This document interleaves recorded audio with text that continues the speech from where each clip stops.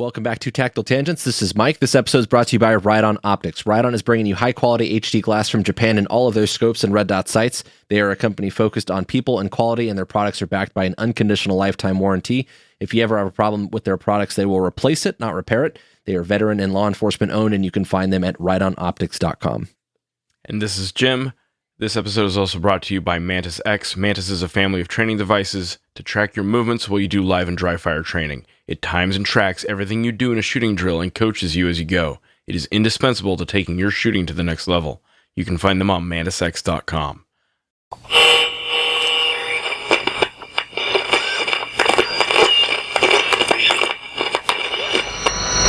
Welcome to Tactical Tangents.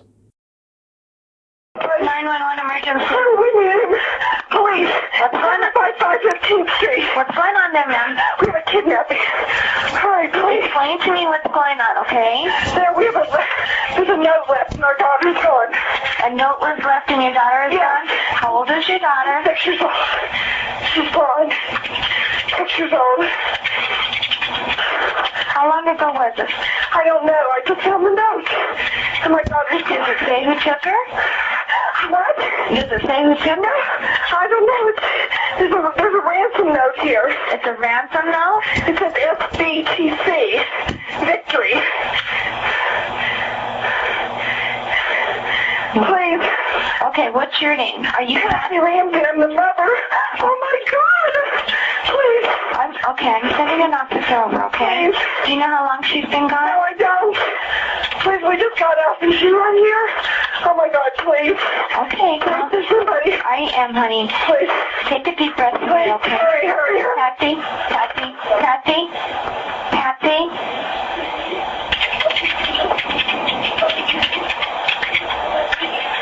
On the day after Christmas, 1996, a 6-year-old girl was reported missing from her mansion home in Boulder, Colorado, by her parents. The 911 call that you just heard from Mom indicated the presence of a kidnapping note and said outright that she had been kidnapped. Boulder PD responded. They conducted a cursory search of the house and the neighborhood with no immediate leads. As they settled into this missing child case and potential kidnapping case, they called in police officers and partner agencies from around Colorado off the holiday, in addition to friends and family of the Ramseys. They showed up. They all wandered around. So you've got the mom, Patsy Ramsey, who called in and reported her daughter, Jon Benet, missing.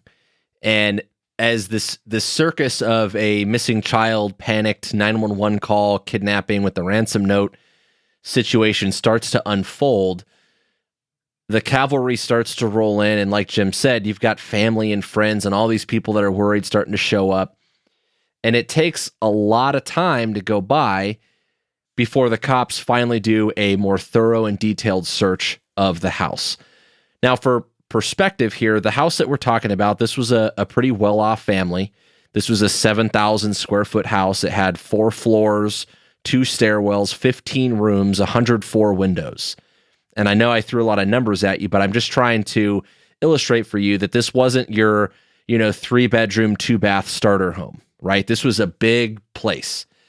And in the frenzy that followed this panicked 911 call, it took them a while before someone finally suggested, hey, and this was probably 7 or so hours into it, suggests that why don't we go take a detailed walkthrough of the entire house to make sure that we're not missing anything. And this is a fundamental thing in law enforcement. We go to missing kid, runaway juvenile calls all the time, and especially when they're very young, one of the first things that we'll do is we'll search the house to make sure that they're not playing hide and seek, or they're not pretending something in some dark corner of the house. They've got a little fort built or whatever. There's a number of explanations that can be going on. You always search the house. That's a common practice nowadays in, the 2000s or the 2020s or whatever. But back in 1996, I don't know what the practice was, but it took him about 7 hours before a detective said, hey, Dad, let's go actually look around and make sure that we didn't miss anything. And during that walkthrough, they found Jon Benet's body in one of the storage rooms in the basement. She was tied up. She had a serious head injury, and she had been strangled. And so you had a pretty distinct shift in the investigation. There was this ransom note that suggested that she had been kidnapped. She was reported missing. And now we have a body. And this is now a murder scene, a murder investigation. So that was a pretty big shift. And it's important throughout this whole case to keep track of what was actually known versus what was presented by the people on scene, right? Initially, you have presented there's a kidnapping. And you have presented that there's a note. And then what we actually know is there's a little girl gone, right? And then the case shifts. We see dead girl, and we need to shift gears with that. Cognitively shift gears, right? The evidence available at the time as far as obvious clues was pretty scant, and it was contaminated at this point by all of the traffic. This was a high traffic house. It's important to note that this house had previously been on like a home tour program. People had walked through the house. Maybe hundreds of people had walked through the house. So it wasn't this really pristine crime scene. I think in our generation, we have it in our heads that like, well, CSI will show up and they'll find, one hair, every contact leaves a trace kind of thing.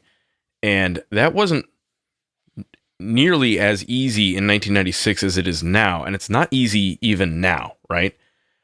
So it's important to keep that in mind.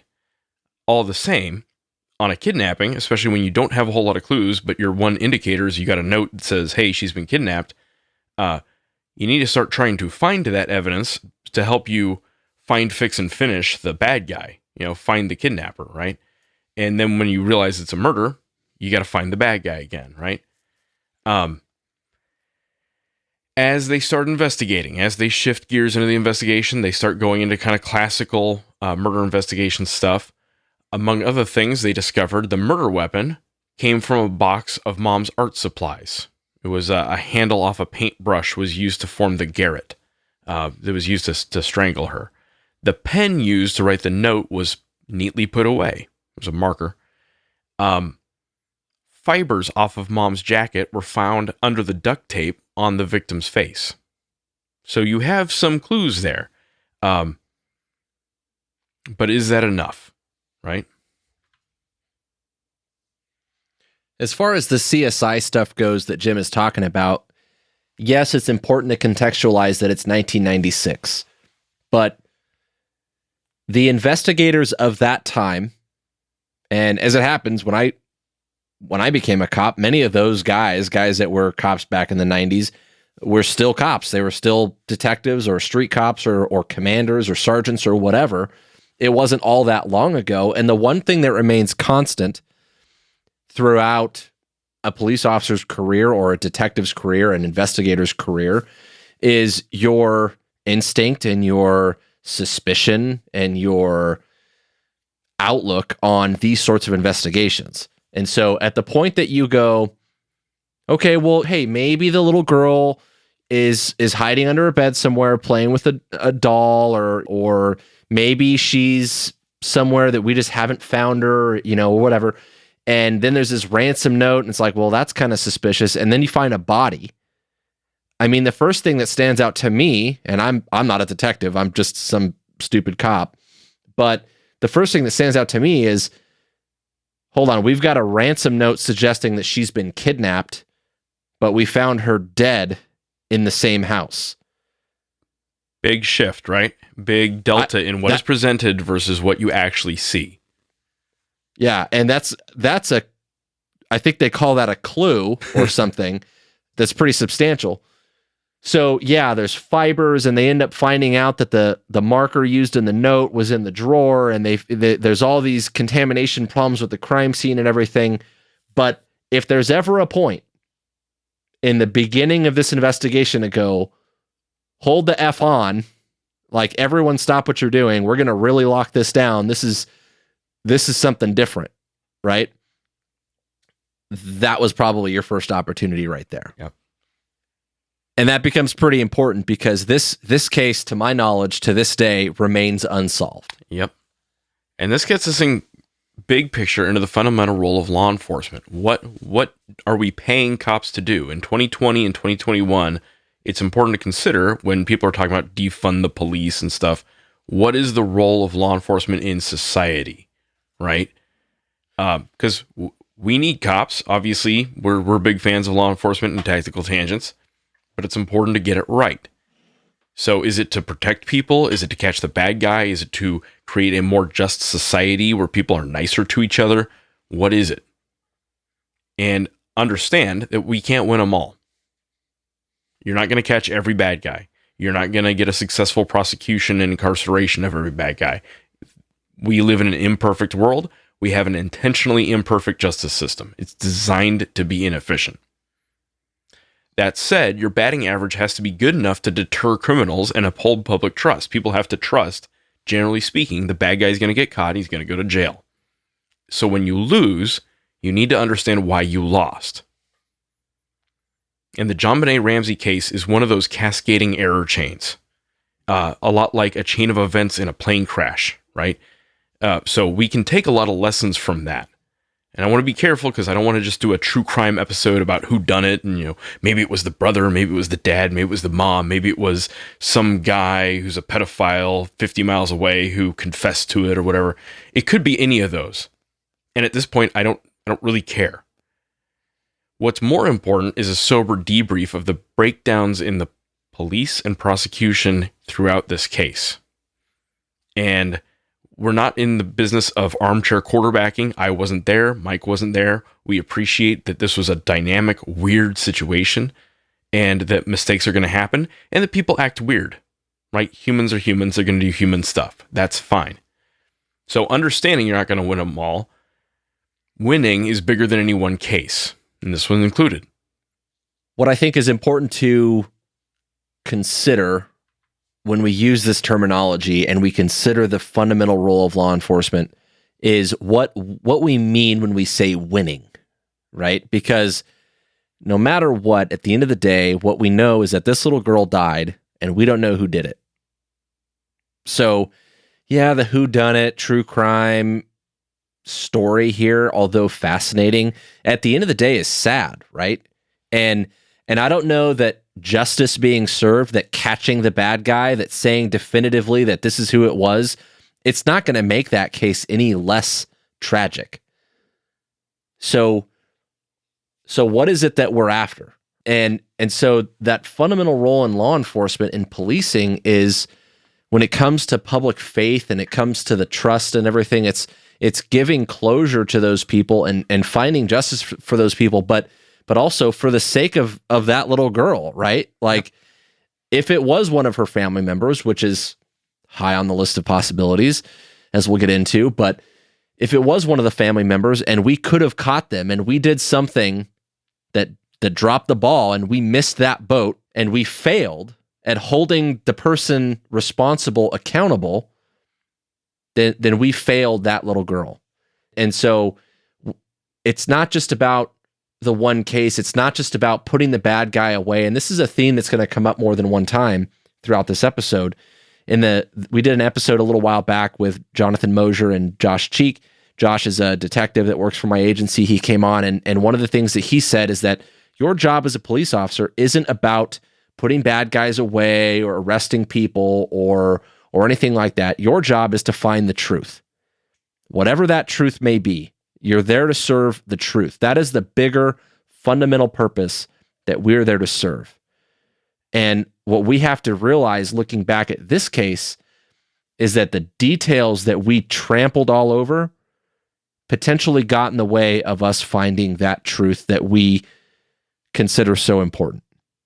So whatever that role is and however you define your purpose, if you are a police officer or if you are a citizen who is not a police officer, however you view the role of law enforcement in our society needs to be grounded in that understanding, I guess. And I think that's an important part of this case. I think that's well said. And piggybacking on that, I'd also offer that if we're saying you can get away with murder if you're rich or you're white or you're smart or some combination of those things, that's a pretty big indictment of our justice system as a whole, right?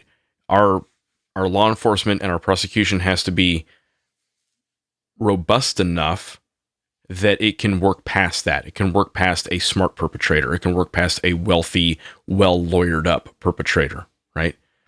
And this story was inspired when I listened to the audiobook Jon Benet by one of the detectives on the case, Steve Thomas. And his book was kind of the basis for this episode. Now, he obviously has a narrative. He's got his side of the story.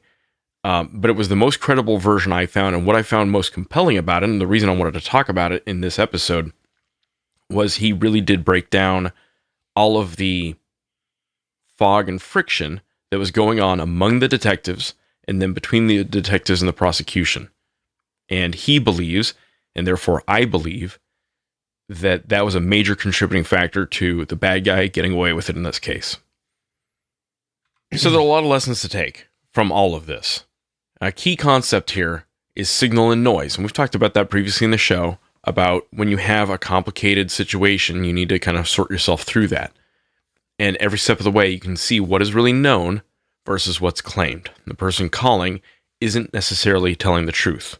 Your 911 caller, you have to consider always might be lying or might be mistaken about the facts. And that's a key tactical concept, is disinformation, which is on purpose, and misinformation, which is not always on purpose. Either way, feeding bad information into your observe, orient, decide, act cycle, your OODA loop, and that can really screw up your thinking and your approach to a case. As far as the evidence goes and the signal and the noise goes, one of the biggest pieces of chaff in all of this was the kidnapping note, the ransom note, right? And you don't have to be a handwriting expert or like a FBI serial killer expert to notice there are some things weird out of that note. You can Google it. It's more than 2 pages long. That by itself kind of stands out. Most kidnapping notes, as I understand it, tend to be very, very short. Like, we have your daughter, send $1 million, something like that, right? I'm going to read an excerpt or a couple excerpts from it, just kind of give you a sense of how it was worded and why it should stand out. It begins, Mr. Ramsey, listen carefully. We are a group of individuals that represent a small foreign faction. We respect your business, but not the country that it serves. At this time, we have your daughter in our possession. She is safe and unharmed, and if you want her to see 1997, you must follow our instructions to the letter. Goes on for like a page and a half. It ends, follow our instructions and you stand a 100% chance of getting her back. You and your family are under constant scrutiny, as well as the authorities. Don't try to grow a brain, John. You are not the only fat cat around, so don't think that killing will be difficult. Don't underestimate us, John. Use that good Southern common sense of yours. It is up to you now, John. Victory. SBTC. So that's a weird note. Everything about that's weird, and particularly that it says it's a kidnapping note that was written on the scene by a marker on the scene that was put away on the scene, and that there was a dead girl on the scene. Right? So you got... And it was 2 pages long, which would imply that there was some time there. Yeah. So maybe the family's just really, really deep sleepers. Maybe this guy got in, intended to write out this long note. You know, crazy people do crazy things. Like, that weird stuff happens, right? But that theory of a outside intruder gets farther and farther fetched as you go through the evidence and the absence of evidence, right? If someone breaks in, you would typically expect to see signs of a break-in. You would expect to see an open door, an open window, a broken window. In a snowy environment like Colorado in December, you might expect to see footprints in the snow. You might expect to see disturbed earth where someone was walking. They didn't see much of that, right? So you have what you know versus what is being presented. And every step of the way, if you see a delta between those two, a difference between those two, that should stand out to you.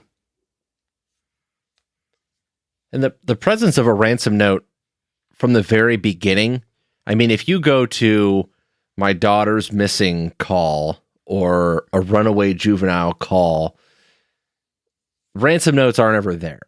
And even in most of the real life ransom situations that I've ever been involved with in any kind of way or heard of around my parts, at least. The ransom demands are not left like this.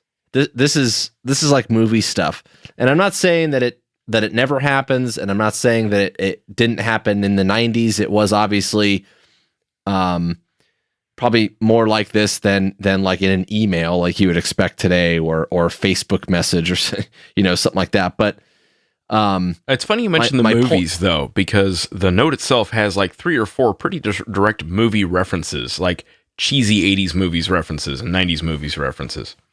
And that's the thing, though, is that's not like real life, right? Like, and even the real life ransoms, they don't really go like that. There might be a demand or a debt in many cases, a drug debt or something like that. But, having this like movie style ransom note is already suspicious. Like from the very beginning, that part is suspicious in and of itself. And so what you have to recognize about the note, however weird or screwy it might be, is at the very least like, okay, something's weird here. Someone's screwing with us. And there's obviously some deliberate attempt to deceive us if there's a body in the basement. So again, it's just one of those, and this is going to come up later in one of the lessons learned, but where along the road do you recognize that something's weird here? And that ransom note in and of itself is like, is this for real? Like your first question should be, is this seriously? Just the note itself, just by itself. Food for thought. So speaking of the note, say it's your single biggest, best piece of physical evidence, period, both during the kidnapping and after the fact, when you realize it's a murder. How many people would you want to have handle that note? Would you pass it around the family? Would you pass it around the friends who show up? Would you pass it around the team of detectives? And you might, right? If you're hot on the trail, it might be useful to have everyone take a look at it. But I don't know, maybe put it in a Ziploc baggie. I don't know. I'm not a crime scene expert. I just know that stands out, that it got passed around like the village bicycle. Okay.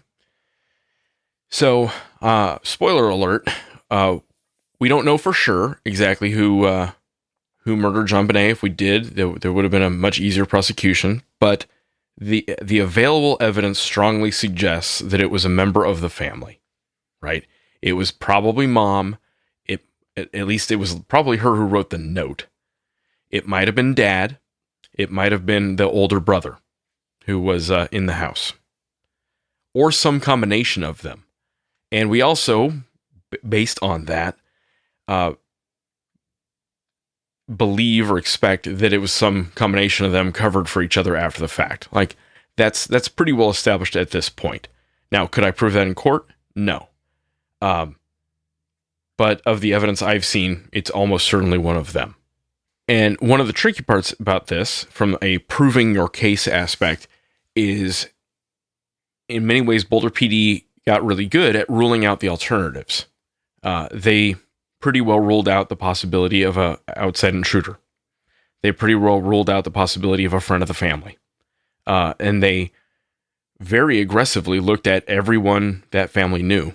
Business associates, friends, anyone who knew them well enough to know their names and their business. And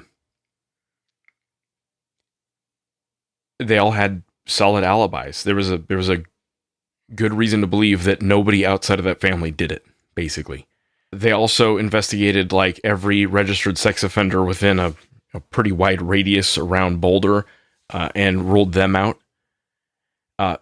The problem here is there's a big difference between ruling out the alternatives and actually positively proving culpability, especially when people are covering for each other, right? So how do I prove it was mom? Especially if dad and brother are helping. How do I prove it was dad if mom and brother are helping? How do I prove it was the brother if the parents are covering? And I don't know. I don't have a good answer for that, but that's the problem set that you have in this case. And this plays into the old-fashioned There's the things that you know, the things that you know you don't know, and the things you don't know you don't know, right? This is like the classic kind of, speaking of like this is like a classic problem that you have in a whodunit case where you could go explore all these avenues, all these alternatives, and you could say, okay, we're pretty confident that's not the case. But when you start going down one of those rabbit holes and you say, this is a pretty good suspect, I think this could be the person, there's quite a gap to bridge to prove that. Right? And so saying this is a suspect, or I am suspicious of this person, or I think this person might have had something to do with it, or even simply I haven't ruled this one out yet, which is relevant, right? Mm-hmm. If you're trying to be open-minded. But that's different than saying, okay, now what we have here is incriminating evidence. And you got to find that. And we'll get into some of the problems with that in a little bit. But the theme that you're probably picking up by now is that if there were opportunities to bridge those gaps, we might have screwed that up, right? Boulder PD or all the investigators and agents and people that were involved in this, there were some opportunities that we might have missed where maybe that incriminating evidence could have come from. Maybe something that we could dangle over someone's head to get a little bit more information or to be compelling in our questioning or whatever. Maybe that was an opportunity that we left out. And we did a recent episode with Dr. Daniel Bloomberg, and we talked about the moral risks of policing.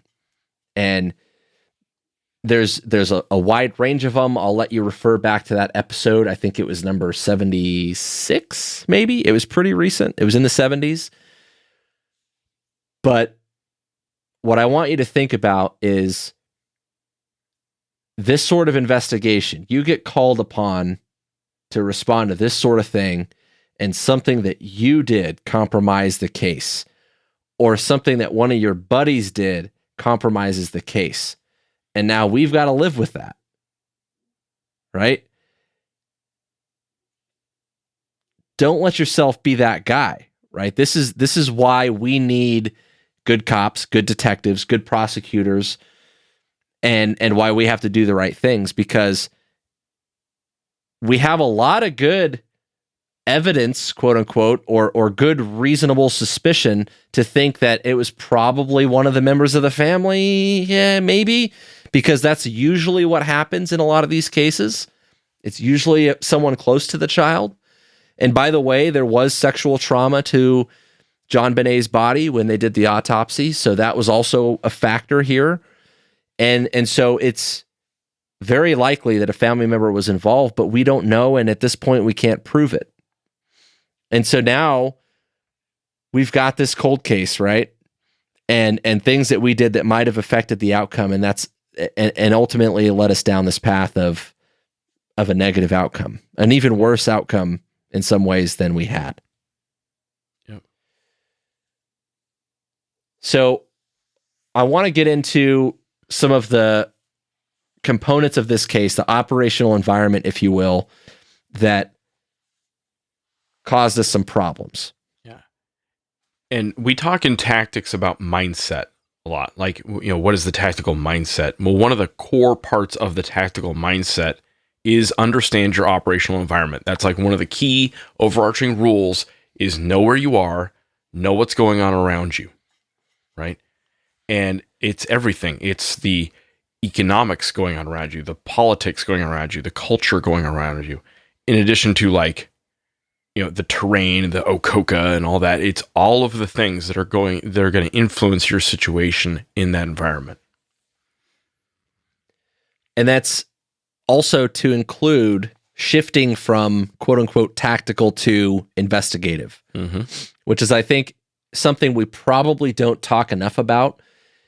In some of our recent episodes, when we've talked about terrorism related topics, one of the things that I've discussed is how we apply a criminal template over a counterterrorism problem, and how that tends to get us in trouble, right? We look at a situation where, hey, what we need to do here is prevent the bad guy, the terrorist, from killing innocent people, not necessarily make an arrest and present a case to a grand jury for an indictment. Those are different objectives for different times, right? Yep. But there comes a point in all of these law enforcement, these policing examples, where we're at a point where now what we've got to do is switch from tactical mode to investigative mode to really take this to closure, right? And that's a mindset shift in and of itself. Yep. That frankly is not my area of I'm not a detective, I'm not an investigator. That's not like where I thrive. I thrive in the tactical stuff, right? But the fundamental part of policing is being able to lock down and secure a crime scene. Because I know that I'm not that expert, I lock down and I secure a crime scene so that the investigators and the detectives and the crime scene people, those experts, can come in and do their thing, right? Mm-hmm. So this is where you've got to recognize, okay, I go to this call, this little girl's missing. Priority number one is the little girl's life and safety, right? So let's make sure that she's not hiding somewhere in the house. Let's do a good, thorough search. And as a guy that goes and looks for bad guys for a living, the key themes that I want in those searches is they should be patient, thorough, and systematic. In other words, I shouldn't rush if I'm trying to do a for real search, not just a hasty search, but an actual search. I want to be patient about making sure that I'm not leaving stones unturned, thorough and systematic, so that I'm not, the whole theme there is not missing anything. So the officers did an initial hasty search of the house when they got there, and they missed the body in the basement. Now, I've been in some very interesting households in my career, and we kind of have a saying in SWAT when we've gone to some of these houses that have had add-ons after add-ons after add-ons, that these homes that have been, we could call it custom, I guess. But like they don't follow a logical pattern or flow like you would see if like an engineer or an architect actually put this shit together, right? And so we have a saying about, so then I went down the hallway to Narnia and like, and it led me to this, the grow room or whatever. And so some houses are like that. And when you walk into those houses and you do your initial hasty search, that's when you got to say like, okay, let's make sure, I want everyone that was in this house to do a search to go somewhere that they didn't already search, go somewhere new and make sure we didn't miss anything. And then we're going to start at the wall of the front door and trace the wall all the way around the house and make sure we didn't miss a damn thing. Right. And by the way, we're not just looking for a little girl. We're also looking for clues, right? We're looking for evidence of a break-in. We're looking for a path the perpetrator took. We're looking for information as well as the human. Yeah. And this is an important thing too. Speaking of crime scene management. Now, I don't want to sound, again, this was a long time ago and things have evolved and changed quite a bit. And I don't know how many homicides or missing child cases Boulder PD had to deal with back in the day. So, I'm not just here to talk smack or anything like that. As always, hopefully anyone listening to the show realizes by now that when we offer these lessons learned, that we're not doing it to talk crap. Yep. But one of the things that comes up when I do searches, and this is a thing that I learned when I did volunteer search and rescue stuff back in the day, was if you are looking for one person, that person will leave by hundreds or thousands of clues potentially. So look for the clues. And so when I go and I look for a bad guy that's hiding in a neighborhood, I'm not just looking for the bad guy. I'm looking for shoe prints. I'm looking for shoe prints that are laid in a way that would suggest that they were running, not walking. I'm looking for clothing that they might have taken off, evidence that they might have thrown. I'm looking for broken pieces of fence. I'm looking for bushes that might have been disturbed. I'm looking for all sorts of things other than just the person, because there's only one bad guy, let's suppose, but that person might leave dozens of clues behind. So yeah, you're searching that entire house, and that's part of the crime scene management. And I want to go back to the very beginning. This wasn't just a I don't know where my little girl went case. There's a ransom note. There's a positive claim, my kid has been kidnapped, and there's this claim made by the note, right? Yeah, like a super clear, something is weird here. Something is unique about this case, right? And, missing kids wander off all the time, and juveniles will run away deliberately, and those things are kind of not uncommon, but 6 years old is pretty young, and for there to be a ransom kidnapping note, and it's a wealthy family, like that in and of itself means call in more resources. Yep. I don't want anyone in that house moving around except for us. And everything that we do is going to be documented and well traced, right? So we start with that. We do this patient, thorough, systematic search. Well, that didn't happen. And so we miss the kid. We miss the body in the basement. And down the road, we eventually find the body in the basement.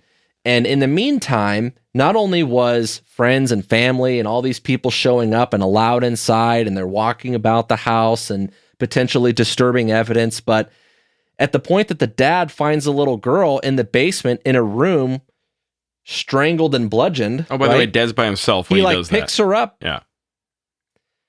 He picks her up and takes her upstairs and puts her out in the room for everyone to see, and they lay a blanket over her, and all the fibers and the forensics and the initial crime scene and the way she was laid and positioned, none of that, zero, was documented or traced or accounted for. That's a big freaking problem.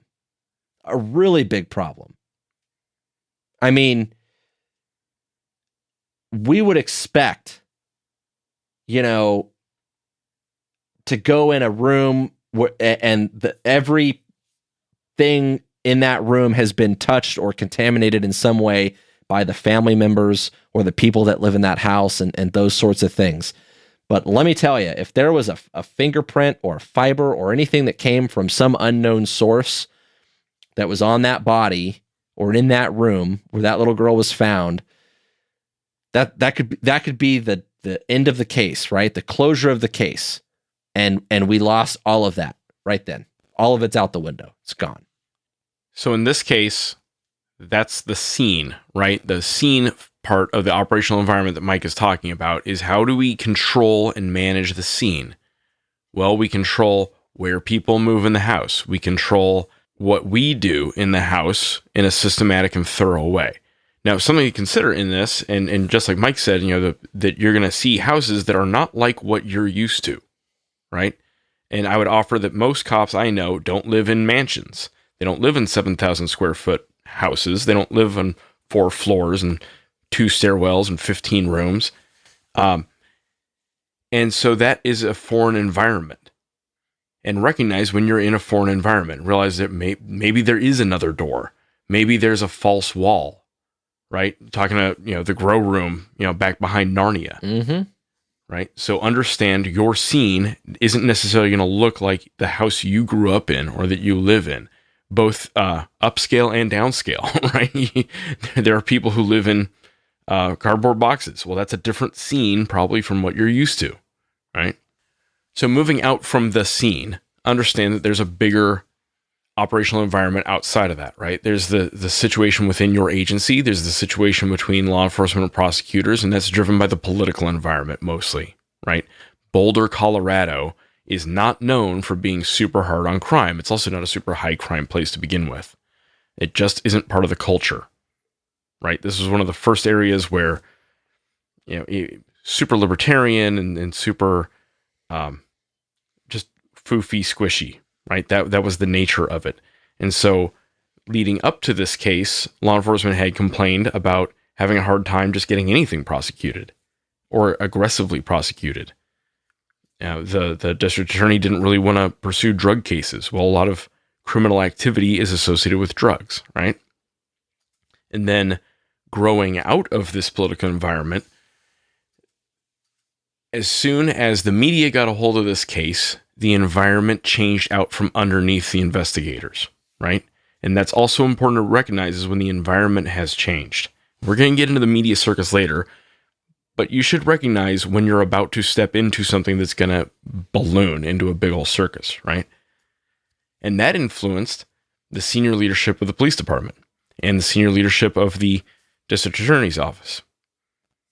And it will influence your environment when they start getting the pressure that comes with the media circus. And the knee jerk for leadership is to take charge and do things different. So know that they're going to do that. And if you're one of the leaders, don't do that. Run interference for your guys and try to keep the environment from changing too much for them, right? So they can do their jobs. But in this political environment, for whatever reason, maybe because the Ramseys were rich, maybe because they were connected politically, the investigators felt like they weren't allowed to pressure the Ramseys in kind of the classical ways that you would expect cops to put pressure on suspects to get them to make mistakes and say things they don't mean to. Generally speaking, the cops didn't feel like they were allowed to do that. Even basic stuff, basic evidence collection stuff, getting phone records and doing wiretaps, that met heavy resistance for a year or years after the case popped. So I want to touch on this operational environment thing from the perspective of a rookie patrol cop.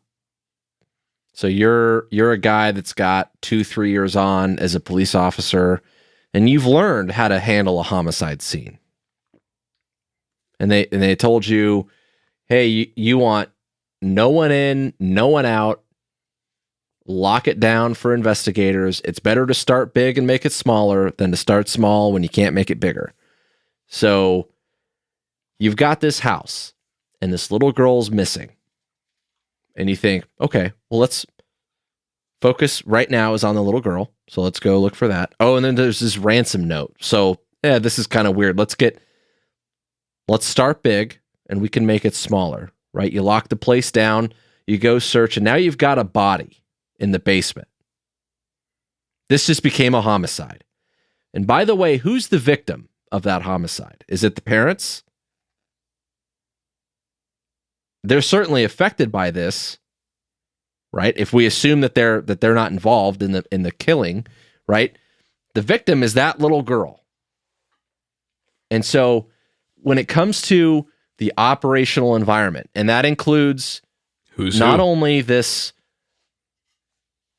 the idea that we're switching from bad guy hunting mode into investigative mode, okay? That's an operational shift that is very, very distinct and important, because here in the United States, in our system of criminal justice, you're innocent until proven guilty, and that burden is on us to, do those things. But so that shift is important, but everything about this, the political environment, the fact that the family is wealthy, the fact that they're well connected and there's political blah, blah, blah, and the media is going to show up and all these things are going to get the commander. It's a high profile case. There's a lot of visibility. It doesn't change the fact that this is what you do. This is where being a professional is paramount. You lock down that scene and you treat that like any other crime scene that you would if it were, and I'll use the analogy of you guys won't maybe know what it means, but a South Side gangbanger homicide. It's the same. It's a homicide, right? You lock it down. You don't start treating it differently because mom's upset, right? Your victim is that little girl, and I'm not saying you can't be empathetic, and I'm not saying you have to be an asshole, right? But you do have to be a professional. You do have to remember that little girl is the victim, and that despite all the haters out there, despite all the political feelings about law enforcement, despite whatever else might be going on, you owe it to that little girl to be a professional and to do your thing. And you don't treat them any different. You're going to separate everybody. They're not going to talk to each other about what's going on. If they want to remain together because they're comforting each other or whatever, then someone is assigned to stay with them and make sure they don't talk about anything, right? If they can't be separated, then they're at least supervised. We're not talking about what happened to the little girl. And you do your job like you've always been trained to do. And this is one of the problems about these high visibility, high profile major events, is that all of a sudden people want to do it different, as if everything that we've done every day goes out the window and is null and void. Listen, that system works because it works, right? It's there for a reason. And so you've got to frame it around what the right thing, and always do the right thing and be a professional. And that means, ma'am, I'm really sorry. I'm sorry for your loss. I know you're upset, but I really can't have you talk about this right now. You can't talk about what happened to Jon Benet right now. It's important to make sure that whoever did this is held accountable. And you don't get to lay on top of the body, which, by the way, also happened. Right? Right. So all of these things, I think, when it comes to the operational environment, you can't let that stuff interfere with the fundamentals. And speaking of tactical, right? We talk about catching the bad guy, and it's like sight alignment and trigger control. It doesn't matter if you're doing a hostage rescue, active shooter, suicide bomber intervention, or it's just a traffic stop and a guy pulls a gun on you. None of that changes the fundamentals of shooting. Grip, sight alignment, trigger control. That doesn't change, right? The fundamentals of investigation like this remain the same. So stay on top of that. Yeah. Next part of the operational environment is you got to know your enemy, right? That's Sun Tzu fundamentals. Know your enemy. Okay, cool. What does that mean in this case? Know who you're dealing with, right? The Ramseys had an agenda. You could tell. You could tell in how they talked. One, you got to watch them. You assign somebody, if you got the bodies for it, just to watch the people on the scene, right? Mike just talked about supervising them. Also know that they're pretty savvy, and recognize when you're dealing with someone who's pretty savvy and charismatic and charming.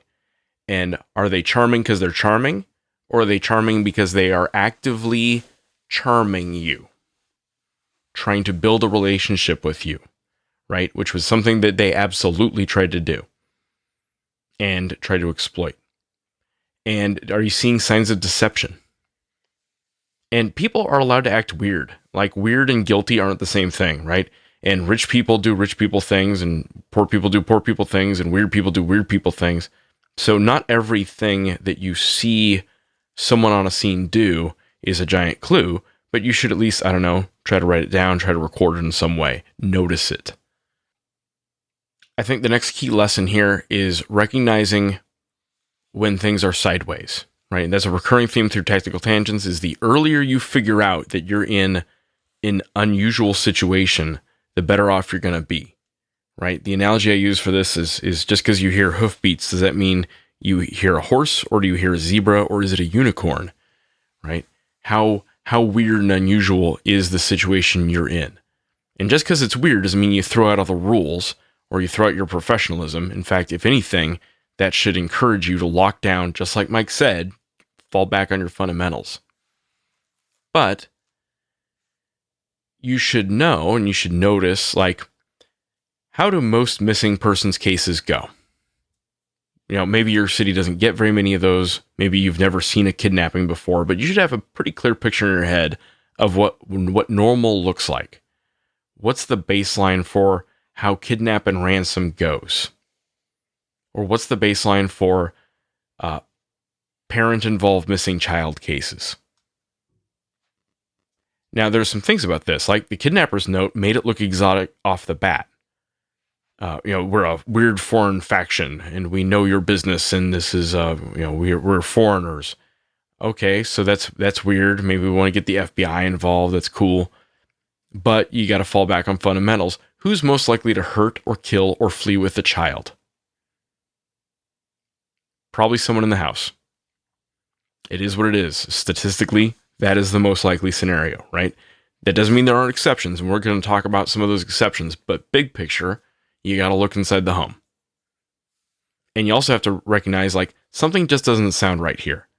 Did you notice anything, thinking back to the 911 call, did you notice anything that stood out about that? Just how things were worded. We have a kidnapping. Not, oh my God, my daughter's gone. Right? Bigger brother was in the house. At what point did they go look for and verify and account for brother?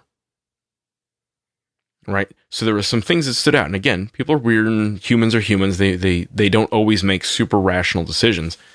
But at some point, you start seeing the pattern. Now, the thing that really made this case exotic, that made it the zebra, not the horse, one was the amount of media attention it got. And, there are some things that made it stand out, right? It was salacious. It was a pretty little white girl from a wealthy family. She did these beauty pageants. So there were a lot of pictures of her and videos of her smiling and stuff. And the TV stations just ate it up. They went crazy for this story. So that made it exotic, just how much attention it got. But the thing that really was the curveball here was the resources and the resourcefulness of the family, the suspects. They lawyered up right away. They knew to lawyer up right away. They were disciplined in doing what their lawyers told them to do, which was shut the hell up. Turns out that's a lot harder to prosecute. So when you're in this exotic case, recognize when you need help and be able to articulate what you need. So morning of, we've got a kidnapping. We've got this weird note, talks about a foreign faction, kidnapped the daughter. Who should I call right now? Well, I probably need to call my boss. I think that's reasonable. Dear Chief, something's up. Hey, Sarge. Hey, Sarge. Right? I got this thing. Who else might I call? I don't know. How about the FBI?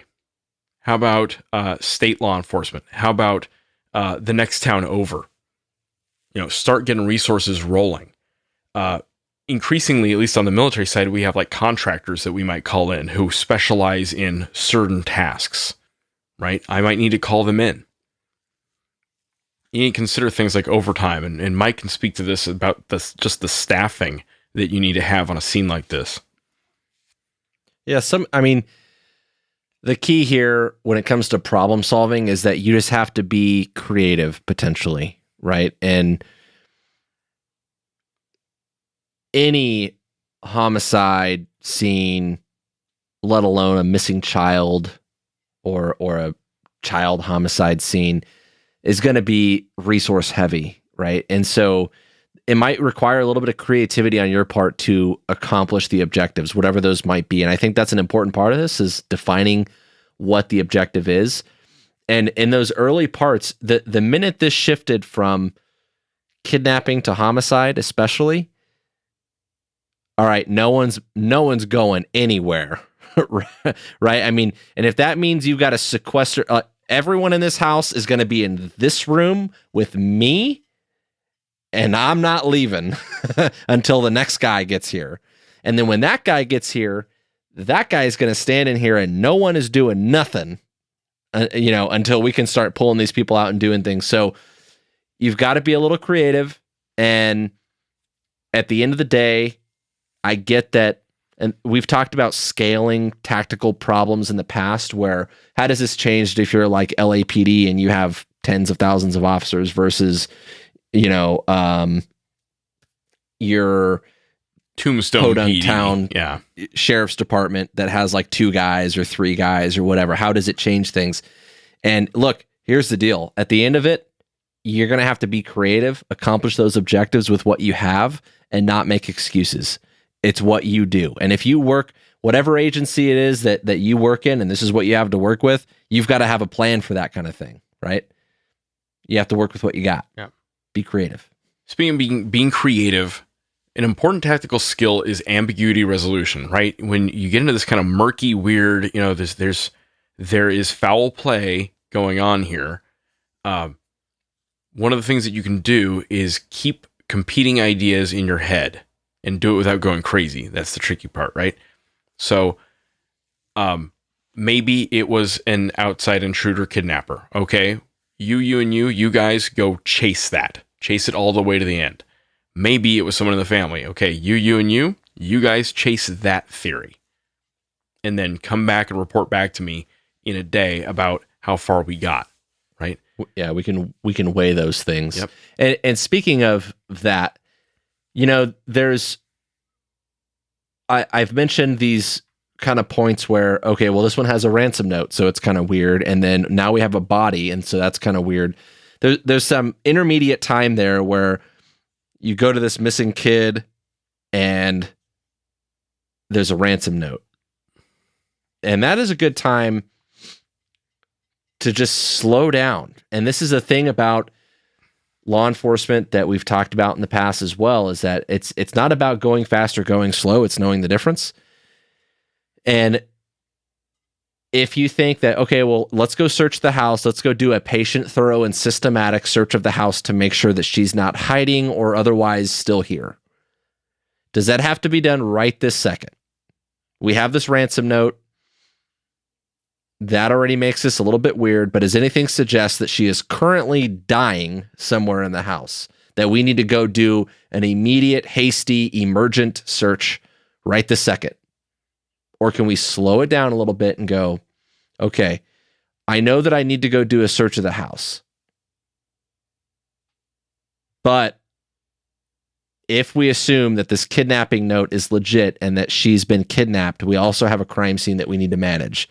And so do I have to do that right this second, or can I wait for another body or two to get here so I can keep these people sequestered in one spot where they can be supervised and isolated from the crime scene and then go do the search, right? Yep. So there's something to be said about trying to be methodical about it and not rush it. And protocols like methodical search are there for a reason, right? They give you guidance. They give you something to do when things get weird, right? That's the when in doubt, do X. So if I'm, clearing a house and I don't know what I should be doing, I need to find work. I need to, close with and go after the threat. When in doubt, find the most valuable thing that the enemy has and kill it, right? That's the implicit guidance and control. When in doubt, I need to do this. When in doubt, when I've got a cluster of people who might be involved, one of the things I might do is search them if I can, segregate them, keep them away from each other, keep them away from the scene, keep them away from anybody else who might influence them, silence them, keep them from talking to each other and getting their stories straight, and also safeguard them, keep them out of harm's way. Search, segregate, silence, separate, and safeguard. That's like rules for how I handle even like enemy prisoners of war, among other things. Okay. Trust everyone, but go ahead and pull their phone records, get consent to search, try to get them to go through a polygraph, right? So trust everyone, take them at face value. Okay, you tell me she was kidnapped. Tell me how you know, right? Well, and this is a key investigative thing that we do all the time, is lock them into a story. Yep. Don't make sure you filled all the gaps, because what you want to be able to do is either disprove or explain any variances in that story. Mm-hmm. So you start with an A to Z chronological, no stones left unturned synopsis of the event, so that if something starts to deviate, now we've got to go either explain it or agree that it's a lie. And that's those are important details. Yep. Consider that the first 24 hours is the only 24 hours. Like, that's a real thing. That's not just a movieism. What occurred the day of the 911 call made or broke this case. Everything they did after the fact, after that first day, was, ineffectual by comparison, right? Among other things, what you're trying to do is don't give the subjects time to get their act together, right? To really determine their strategy for how they're going to defeat you. And it's also important to maintain some emotional distance and objectivity. Most people think they're above average at detecting lies. Most people think they're really good at it. Turns out not everyone is. If they were, there wouldn't be any fraud in this world. And it's tough. This was a very emotionally charged, horrifying, tragic crime and crime scene.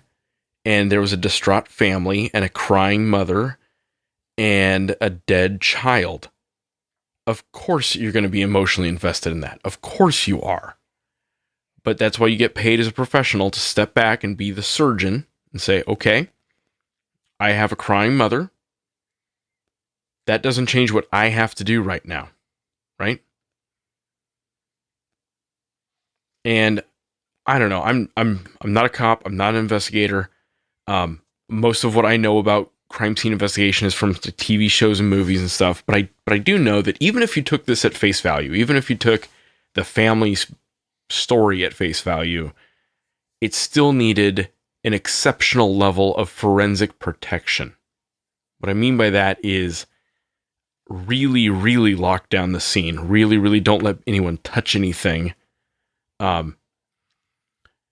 Because the FBI is going to have to roll in, and you're going to have the serious crime scene guys come in and do the serious crime scene stuff, like a missing child, a kidnapping, maybe a foreign faction. Like, even if you took the note at face value, especially if you take it at face value, you need to have a serious lockdown over this.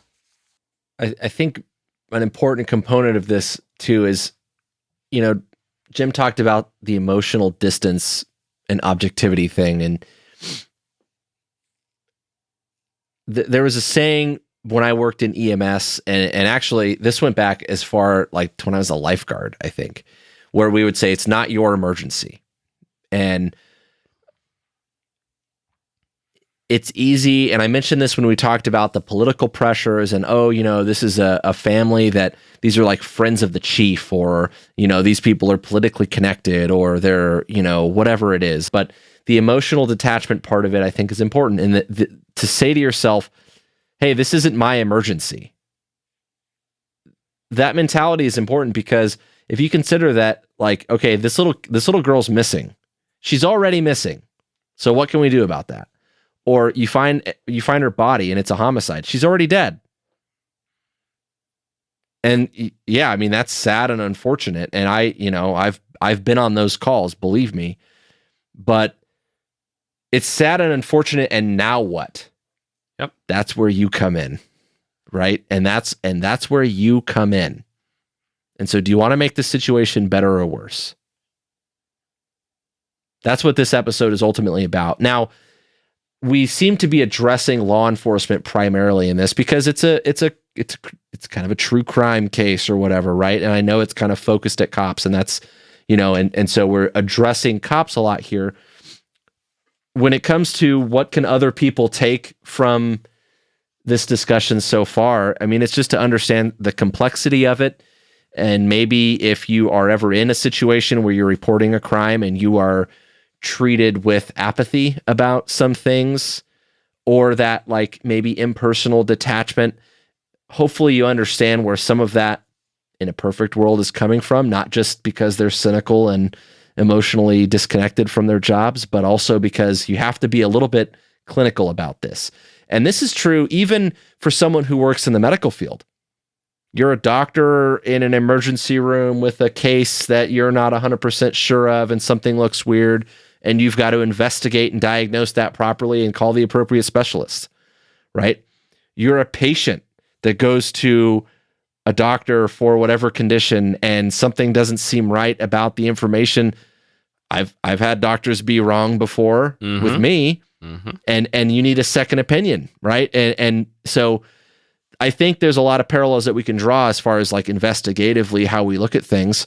Aviation community, you look at things like investigating a crash after an incident, or debriefing any number of things. Frankly, you can look at the way things have to be investigated and the level of detail and why those details matter. I think it all circles back into this episode. And I can speak to that actually on the military side. One of the things we talk about in close air support is you're going to get pretty darn attached to the guys you're protecting on the ground, right? The guy's maybe scared, he's maybe injured, and you've got your fangs out trying to protect him, but you got to remember that he's a human and he might be making mistakes, and he might be accidentally calling fire on his own position or on friendlies. And you have to take that step back and be the surgeon. And you have to say, okay, that was the call for fire you gave me, I'm not just going to hit all my switches right now. I'm going to take a breath, and I'm going to do everything I can to protect you, but I'm going to make sure I don't blow up a village full of people who don't need to die, or a friendly ground forces that are just in the wrong position, or maybe they're already in a mutual fratricide situation, right? So I have to not let my emotional attachment affect my flipping the switch. Yeah. Yeah. And so I guess where I'm going with that, and I think, we're coming up on the end of this whole thing. And like I said, I kind of wanted to round us out a little bit in terms of the goal of this, but I want you to think about being that professional problem solver, right?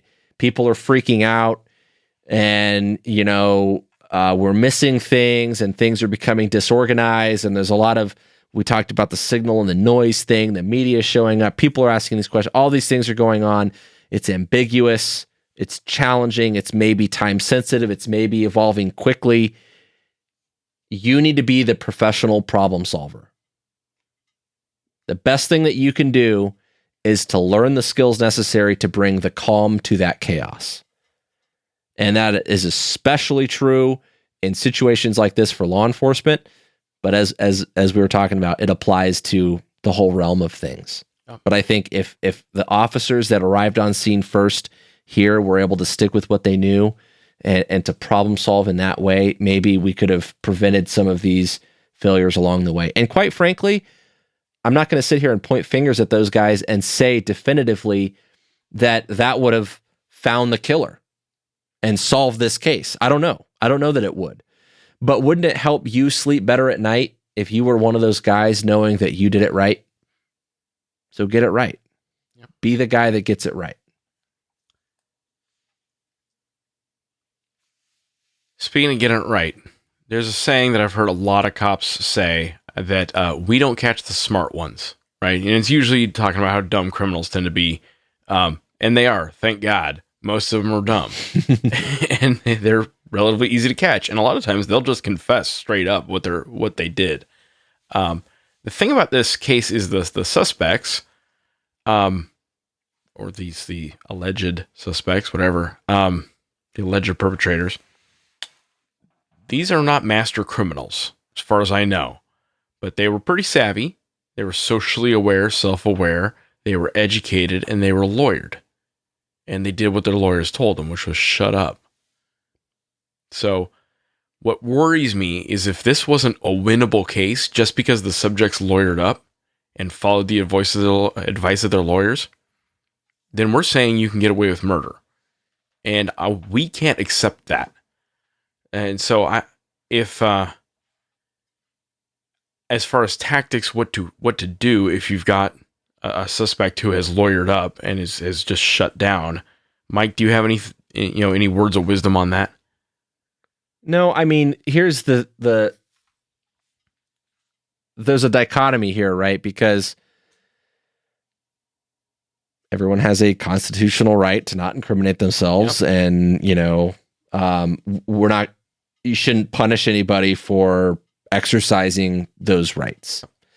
And if we're looking at, as Jim said a little while ago, the statistics and the data here on cases like this, statistically, it is someone close to the child that does this sort of thing. And if that is the case, and you are the family, and as a family that is wealthy and has an attorney on retainer and all those things, and I'm your attorney, and I'm not an attorney, and this is not legal advice for the record, but it would be pretty smart, I would think, generally speaking, to say like, hey, just so you know, you're going to be the first people that they look at. And I wouldn't say shit, because anything they can construe as incriminating against you, they're going to. So don't even arm them with that. And that's probably smart legal advice. The balance that you have to find there is like, well, is there something potentially that you can give us that would help us catch the person who is responsible, assuming that you're innocent, right? And so I don't have the right answer there. I mean, you have to respect people's rights. If they don't want to talk, then they don't want to talk, and that is what it is. But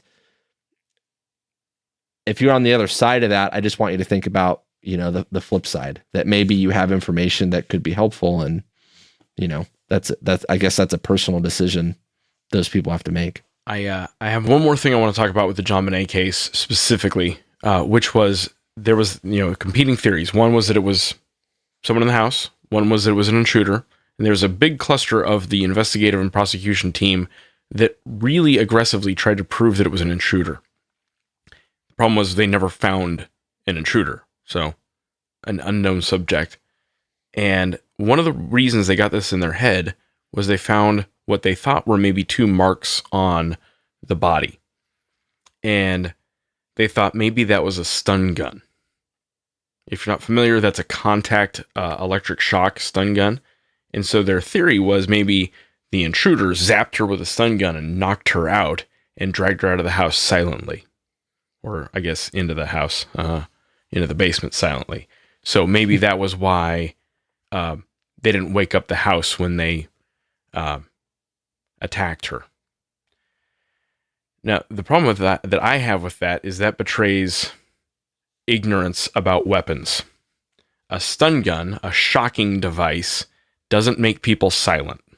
At least never in my experience has it made people silent. It's not exactly the same as a taser, but the electricity is about the same. Mike, have you ever been tased? Yep. Did you go totally unconscious and silent? Nope. I believe the quote was something like, "Fuck me."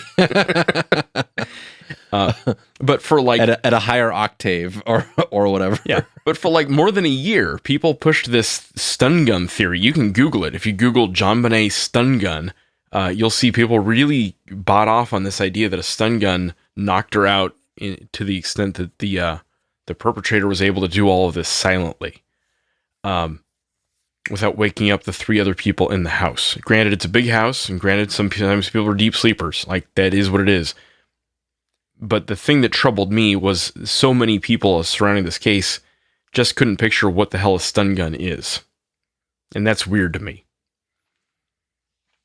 Or what it would do. It doesn't just render people unconscious. Yeah. That's just not a thing. Or certainly not silent. And it by itself as a contact weapon isn't typically silent. Usually they're made to be loud. Right. So I wanted with the taser, what you're going for is that like neuromuscular incapacitation if you were able to get it across large muscle groups. But if they're close together, like a stun gun would be, it's just pain compliance. Yeah. Which people, especially a little kid, is not going to just like grit their teeth and be silent. It's not going to happen. No. And it's an example of how like movies and TV shows like warp people's perceptions of what happened, right? So there was that one case, and there are lessons to take from that one case. I want to compare and contrast it with some other related cases to have a sense of like how these things go when the facts don't line up the way this one did. The first one I want to talk about is the Susan Smith case. This is another famous one. You can Google it. This lady was in Union, South Carolina. She claimed that she had been carjacked and that her kids were missing. And there was a big search. The local cops said, okay, cool. We're going to search for this guy. She said it was a black man carjacked her at an intersection. And they said, okay, we're going to look for him. We're going to put out, an APB and be on the lookout. And we're going to put out a sketch of what you say he looked like. But let's go ahead and put you on a polygraph just to rule you out. And she's like, oh, okay, cool. And turns out a polygraph, not a great lie detector, but it's a great interrogation technique. And so they're asking her about this, so you were stopped at this stoplight and then this guy came up and carjacked you. Well, we can't figure out how you were stopped at the stoplight because it's on a sensor. And you said there was no other traffic, so you couldn't have had a red light. You would have been at a green light.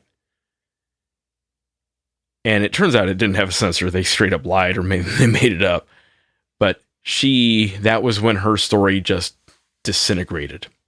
And it turned out she drove her kids into a lake. Ouch. Yeah. So, was it mom? Yes.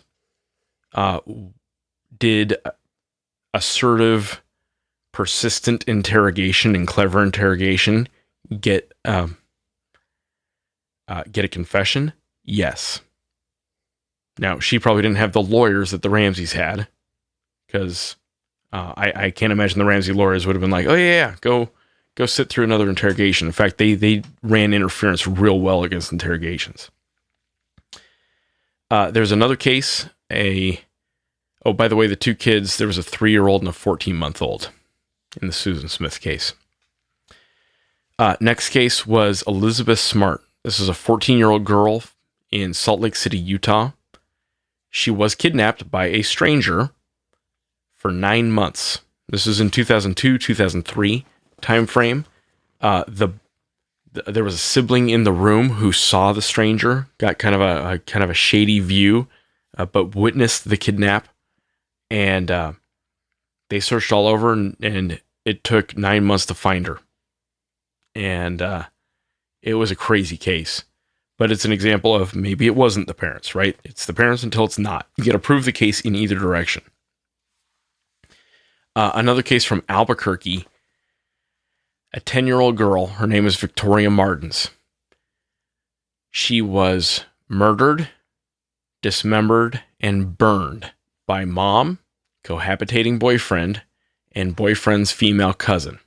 Oh, and some fourth unknown suspect believed to be the killer, after a long string of sex abuse.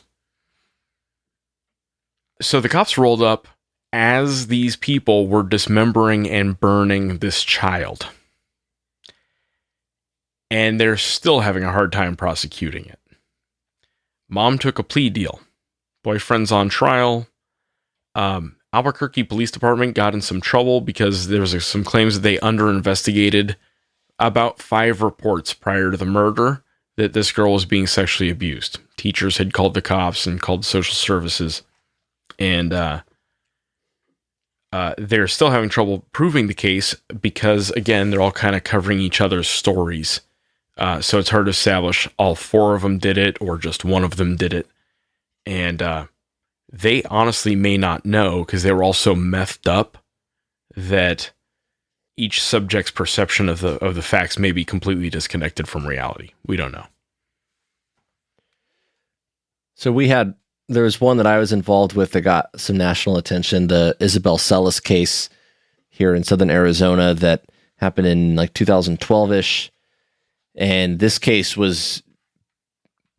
it's not resolved yet. An arrest was just made, I want to say 2019, so just last year. But it was a pretty similar story. There were a lot of parallels to the Jon Benet case. There wasn't a ransom note, but this little girl was 6 years old. She, her parents woke up in the morning, made a 911 call that she was missing from her bedroom. There was a lot of theory that the parents might be involved in something that they're not telling us. Maybe there was a debt, or maybe the dad was involved because he was acting strange, and maybe this and maybe that. And it turns out it was legitimately one of the big scary, creepy guy in the night broke in and abducted this little girl kind of cases. An arrest was eventually made in this when this guy came forward with a very well thought out and elaborate, basically web of lies that he had created, and he told investigators that he knew the whole story, and ultimately led them to the body of this little girl, which was also in the general area where another 13-year-old girl was found dead, buried in the desert. And so he ended up being charged with both of those murders, and he's awaiting trial still. So obviously we're not going to deep dive the whole incident, but my friend Josh that I mentioned earlier, and he's been on the show, is involved with that case. And he was telling me some of the lessons learned. And again, going back to the parallels, I mean, we didn't have a lot of the crime scene management issues that came up in the Jon Benet case back in the 90s. But what we did have was, as this thing started to gain traction and visibility, a bunch of senior leaders started to get involved in the investigation instead of just letting the investigators do their thing. And, you've got these guys on the agency who are very good at their jobs, and this is their area of expertise and what they specialize in. And now they're doing things different. And so that became problematic.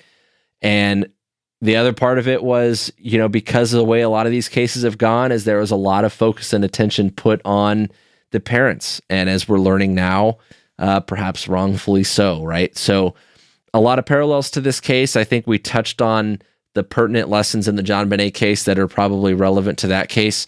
And it's one that I would love to deep dive someday, but I don't want to go too far into it since it's still, that guy is still awaiting trial. And obviously we want to see how that turns out before we get too far in the weeds on it. But that was a case that I was involved with. It's crazy when you talk about these cases. And I think about, however many years ago I was going door to door looking for that little girl. And now I see,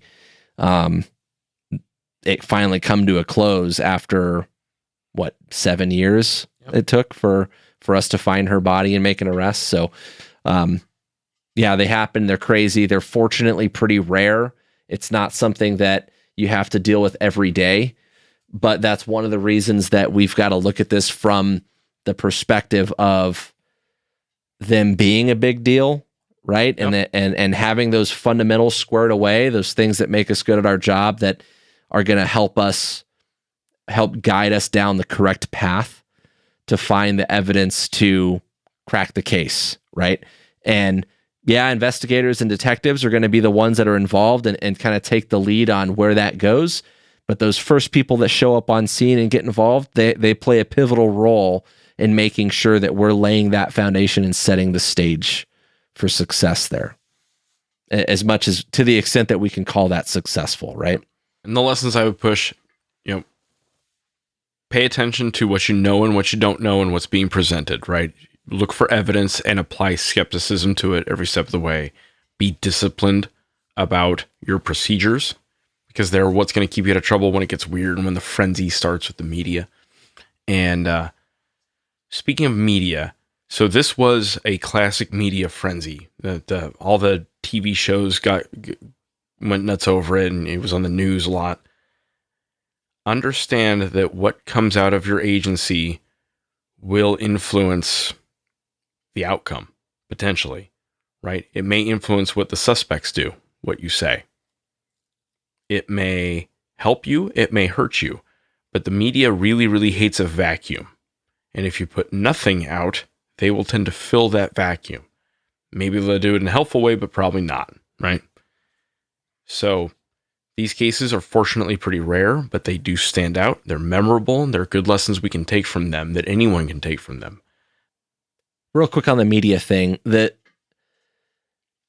they don't like a vacuum because you understand that they have a job to do, right? They've got airtime to fill, and I think people in the media get a lot of flack from people in public safety because they think that they're just there to make shit up to create a story and fill that vacuum. And, I know where that's coming from, but it's not, I don't think it's as intentional as we tend to portray it. I think they're trying to do the best they can with the information that they got. And so the best thing that you can do, I think, for handling the media, and I don't have all the answers, this is a difficult, these sorts of cases especially are difficult because you're trying to hold information close and you don't want to, that what you say is going to potentially influence the bad guys and stuff. But this is the deal. This is where your role as a leader, as a communicator, as an ambassador really comes in. You've got to be able to effectively communicate and convey the challenges that you're facing. And if you're not talking, talk about why. And if you are talking, talk about the skepticism that you have or the areas that you're looking into to the degree that, everything can be open-ended and that you can be proved wrong.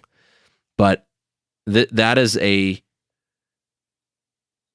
task that requires leadership and communication skills. And so rather than just throwing up the no comment and blowing off the media all the time, or getting frustrated and pissed off because they're saying things that you don't want them saying, well, those are your opportunities to lead them and to make those, to build relationships with them, to make them helpful to you, and to give them something to go off of so that they can kind of fill the vacuum in a way that's helpful. So that doesn't always work. I'm not saying they're always helpful, but I don't think they're your enemies. I think it's just something that you've got to, that's part of our job, and that we've got to figure out how to manage that. So that's all I got. That's well said. I think if you really want to deep dive this, it's worth checking out that book, Jon Benet, by Steve Thomas, the detective. He goes into a level of detail that we can't get into on a podcast, and it's worth examining again because of all those lessons. This episode was brought to you by Drip Drop Oral Rehydration Solution. It's formulated by a doctor for quick absorption of water into the parts of your body that need it. You can find it on dripdrop.com or even on Amazon. And if you're military or law enforcement and your organization is training or operating where it's hot out, have your supply guy buy it for you. It's available on GSA Advantage and also through the National Stock Number System. This episode is also brought to you by Dry Fire Mag. Dry Fire Mag solves the common and annoying problem of having to rack the slide every time you pull the trigger in dry fire training. With the Dry Fire Mag, you can build good habits by having a trigger that will reset so you can prep for the next shot without taking your other hand off the gun. You can check them out at dryfiremag.com. Don't forget that we put out new episodes on the 1st and the 15th of every month. If you like what we're doing, you can give us $1 for each new episode on Patreon. Go to patreon.com and search for Tac Tangents. That money's going to go back into giving you good content. You can also find us on Facebook, Instagram, and Twitter. We are at Tac Tangents. Head over to Facebook and join the Tac Tangents podcast discussion group if you want to interact with us, or you can also email us info@tacticaltangents.com. If you have questions or feedback for us, send those our way, and we'll try to incorporate those into the show. And that's all I got. Jim, anything else? Have a good one. Be safe. All right. Good talk.